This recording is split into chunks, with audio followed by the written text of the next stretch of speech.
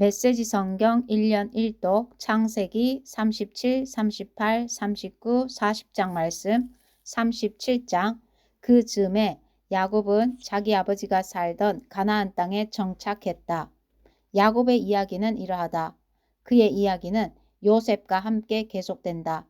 당시 17살이던 요셉은 양떼를 치는 형들을 돕고 있었다. 사실 그 형들은 모두 요셉의 이복 형들로 아버지의 아내인 빌하와 실바의 아들들이었다. 요셉은 형들에 대해 좋지 않은 이야기를 아버지에게 전했다. 이스라엘은 늙음하게 얻은 아들 요셉을 다른 아들들보다 더 사랑했다. 그래서 그는 요셉에게 정교하게 수놓은 겉옷을 지어 입혔다. 그의 형들은 아버지가 자기들보다 요셉을 더 사랑하는 것을 알고는 그를 미워했다. 그들은 요셉에게 말조차 건네지 않았다. 요셉이 꿈을 꾸었다. 그가 꿈 이야기를 형들에게 전하자 형들이 그를 더 미워했다. 요셉이 말했다. 내가 꾼 꿈 이야기를 잘 들어보세요. 우리가 모두 밖으로 나가 밭에서 밀집단을 모아들이는데 갑자기 내 단이 일어나 우뚝 서고 형님들의 단들은 내 단 주위로 빙 둘러서서 내 단에 절을 하더군요. 형들이 말했다. 그래서 어쨌다는 거냐? 내가 우리를 다스리기라도 하겠다는 거냐? 내가 우리의 우두머리가 되겠다는 거냐? 요셉의 꿈 이야기와 그의 말투 때문에 형들은 그를 전보다 더욱 미워했다. 요셉이 또 다른 꿈을 꾸고 이번에도 형들에게 말했다. 내가 또 다른 꿈을 꾸었습니다. 해와 달과 11별이 내게 절을 하더군요. 그가 그 꿈 이야기를 아버지와 형들에게 전하자 그의 아버지가 그를 꾸짖으며 말했다. 그 꿈 이야기가 다 무엇이냐? 나와 내 어머니와 내 형들이 다 내게 절하게 된다는 것이냐? 이제 형들은 드러내놓고 그를 시기했지만 그의 아버지는 그 모든 일을 마음에 새겨두었다. 그의 형들이 세겜으로 가서 아버지의 양떼에게 풀을 먹이고 있었다. 이스라엘이 요셉에게 말했다. 내 형들이 지금 양떼와 함께 세겜에 있다. 내가 내 형들에게 좀 다녀와야겠다. 요셉이 말했다. 그렇게 하겠습니다. 이스라엘이 그에게 말했다. 가서 내 형들과 양떼가 어떻게 하고 있는지 살펴보고 돌아와서 내게 알려다오. 그는 요셉을 헤브론 골짜기에서 세겜으로 떠나보냈다. 요셉이 들판에서 헤매고 있는데 어떤 사람이 다가와 물었다. 무엇을 찾고 있느냐? 제 형들을 찾고 있습니다.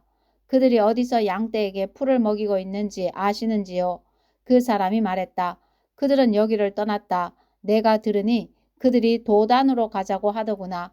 그래서 요셉은 길을 떠나 형들의 뒤를 따라가다가 도단에서 그들을 찾아냈다. 형들은 멀리서 요셉을 알아보았다. 그들은 그가 자신들에게 이르기 전에 그를 죽이기로 모의했다. 그들이 말했다. 꿈꾸는 자가 이리로 오는구나. 저 녀석을 죽여서 이 오래된 구덩이들 가운데 한 곳에 던져놓고 사나운 짐승이 잡아먹었다고 말하자. 녀석의 꿈이 어떻게 되는지 지켜보자고.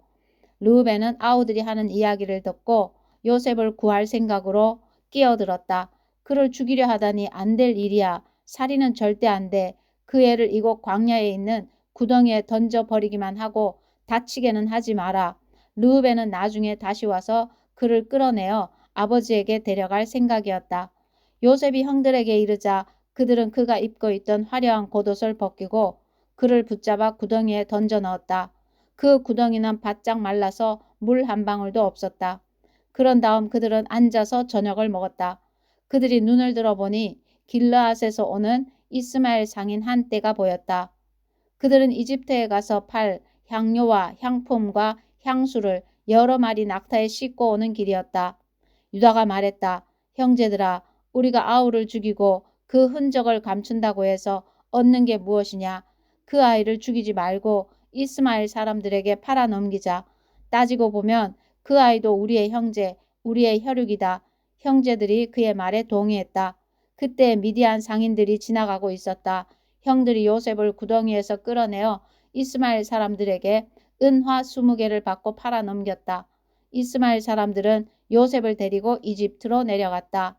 나중에 르우벤이 돌아와 구덩이로 가서 보니 요셉이 거기에 없었다. 그는 비통한 마음에 자기 옷을 찢었다. 그가 어찌할 바를 몰라하며 형제들에게 가서 말했다. 아이가 사라지고 없다. 이제 어찌해야 하나. 그들이 요셉의 겉옷을 가져다가 염소 한 마리를 죽인 다음 그 피에 옷을 담갔다. 그들은 그 겉옷을 아버지에게 가지고 가서 말했다. 저희가 이것을 발견했습니다. 살펴보십시오. 아버지 아들의 겉옷이 맞나요? 야곱은 곧바로 그 겉옷을 알아보았다. 내 아들의 옷이다. 사나운 짐승이 그 아이를 잡아먹었구나. 요셉이 갈기갈기 찢겨 죽었구나. 야곱은 슬픔에 잠겨 자기 옷을 찢고서 거칠고 굵은 베옷을 입고 아들의 죽음을 오래도록 슬퍼했다. 자녀들이 위로하려고 했으나 그는 그들의 위로를 마다했다.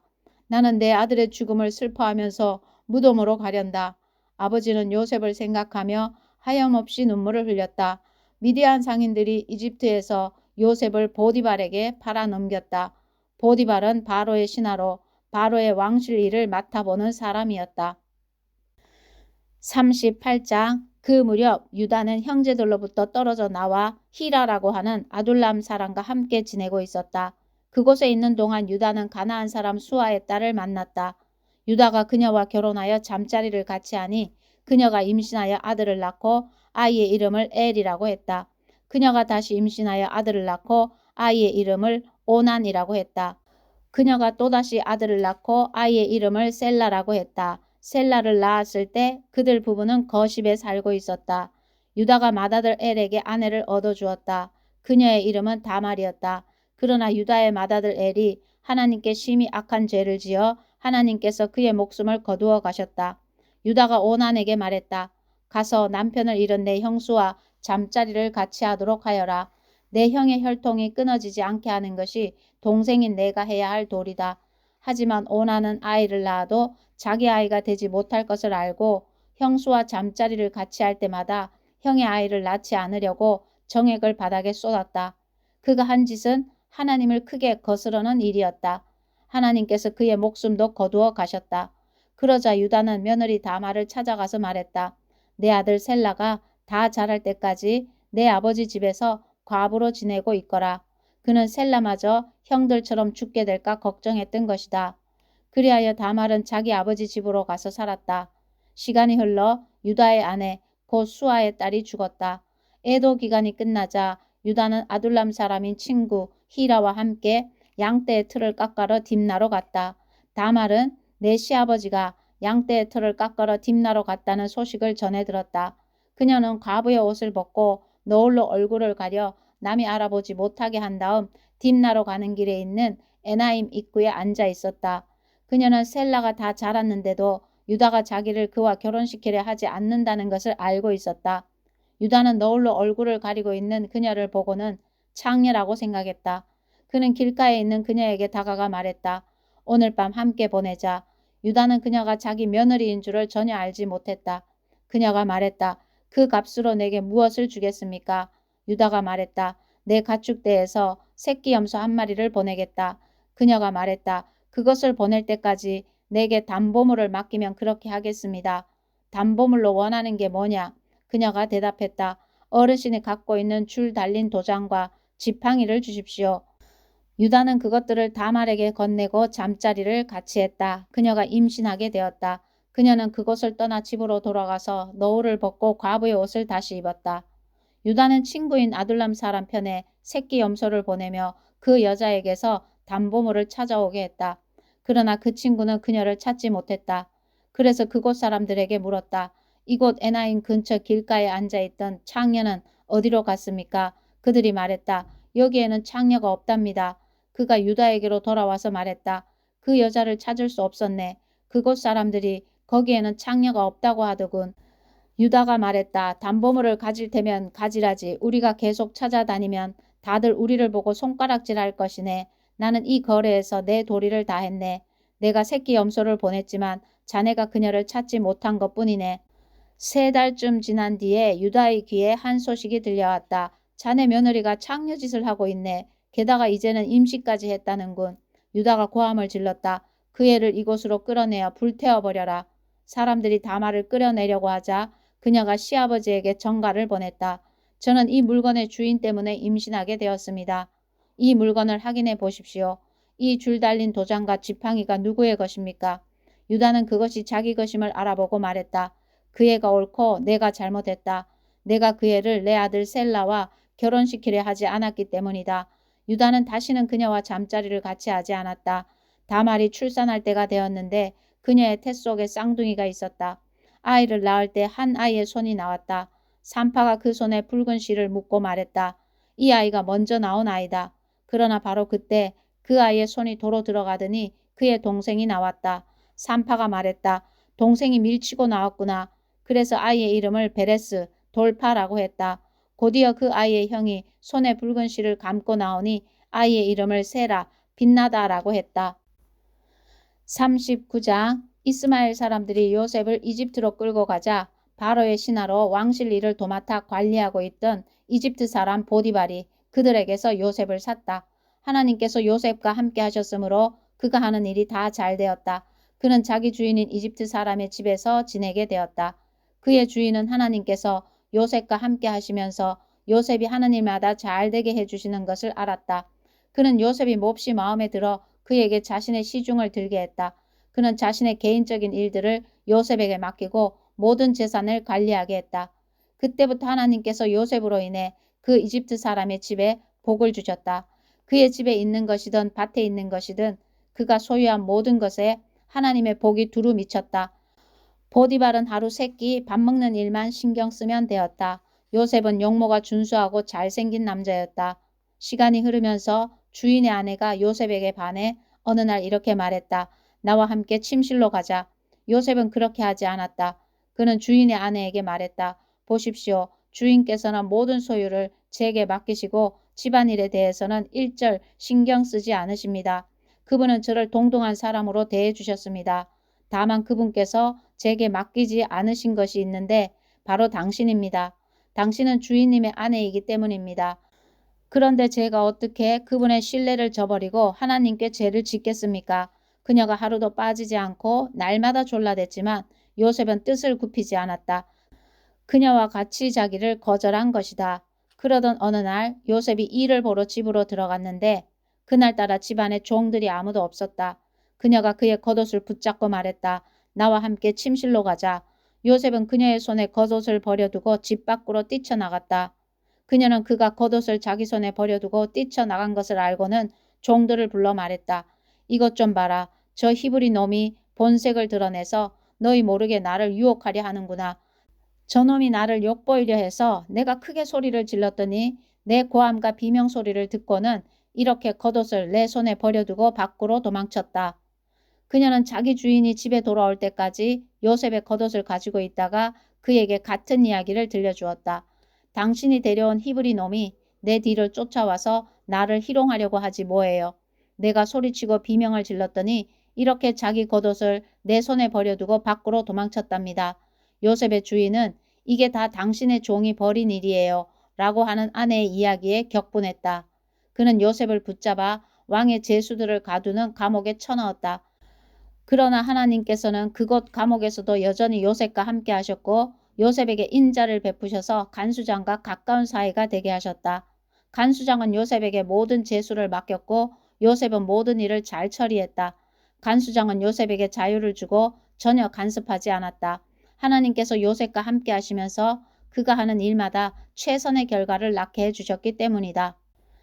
40장 시간이 흘러 이집트 왕의 술잔을 맡은 관리와 빵을 맡은 관리가 자신들의 주인인 이집트 왕의 뜻을 거스리는 일이 있었다. 바로는 두 관리, 곧 술잔을 맡은 관리와 빵을 맡은 관리에게 크게 노하여 그들을 감옥에 가두고 경호대장의 감시를 받게 했다. 그들이 갇힌 곳은 요셉이 갇힌 곳과 같은 감옥이었다. 경호대장은 요셉에게 그들의 시중을 들도록 지시했다. 감옥에 갇힌 지 얼마 뒤에 술잔을 맡은 관리와 빵을 맡은 관리가 같은 날 밤에 꿈을 꾸었는데 각자의 꿈이 저마다 의미를 가지고 있었다. 요셉이 아침에 그들에게 가보니 둘 다 기운이 없어 보였다. 그래서 그는 자신과 함께 갇혀있는 바로의 두 관리에게 물었다. 무슨 일입니까? 어째서 얼굴에 수심이 가득합니까? 그들이 말했다. 우리가 각자 꿈을 꾸었는데 그 꿈을 해석해 줄 사람이 없어서 그러네. 요셉이 말했다. 꿈의 해석은 하나님께로부터 오는 것이 아닙니까? 어떤 꿈을 꾸었는지 이야기해 보십시오. 술잔을 맡은 관리가 먼저 요셉에게 자기 꿈을 이야기했다. 꿈에 보니 내 앞에 포도나무가 있는데 가지가 3개 달려 있더군. 싹이 나고 꽃이 피더니 포도송이들이 익는 거야. 나는 바로의 술잔을 가지고 있었는데 그 포도송이들을 따서 바로의 술잔에 짜 넣고는 그 잔을 바로께 올려드렸네. 요셉이 말했다. 그 뜻은 이렇습니다. 가지셋은 사흘을 뜻합니다. 사흘 안에 바로께서 당신을 이곳에서 꺼내어 복직시키실 것입니다. 당신은 술잔을 맡은 관리였을 때와 똑같이 바로께 술잔을 올려드리게 될 것입니다.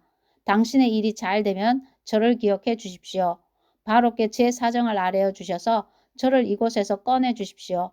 저는 히브리 사람의 땅에서 납치되어 왔습니다. 그리고 저는 여기서도 이 감옥에 갇힐 만한 일을 한 적이 없습니다. 요셉의 꿈 해석이 좋은 것을 보고 빵을 맡은 관리도 그에게 말했다. 내 꿈은 이러하네. 버들가지를 엮어 만든 바구니 3개가 내 머리 위에 있었네. 맨 위 바구니에는 갓 구운 온갖 빵들이 있었는데 새들이 내 머리 위에 바구니에서 그것을 쪼아 먹고 있었네. 요셉이 말했다. 그 꿈의 해석은 이렇습니다. 바구니 셋은 사흘을 뜻합니다. 사흘 안에 바로께서 당신의 머리를 베고 당신의 몸을 기둥에 매달 텐데 그러면 새들이 와서 당신의 뼈가 드러날 때까지 모조리 쪼아 먹을 것입니다. 사흘째 되는 날, 그날은 바로의 생일이었다. 바로는 모든 신하를 위해 잔치를 베풀고 술잔을 맡은 관리와 빵을 맡은 관리를 모두 신하가 볼 수 있도록 영광의 자리에 나란히 세웠다. 그런 다음 술잔을 맡은 관리를 본래의 직위에 복직시켰다. 그 관리는 전과 똑같이 바로에게 술잔을 따라 올렸다. 하지만 빵을 맡은 관리는 요셉이 해석한 대로 기둥에 매달게 했다. 그러나 술잔을 맡은 관리는 요셉에게 신경 쓰지 않았다. 요셉의 처지를 까맣게 잊고 만 것이다. 아멘.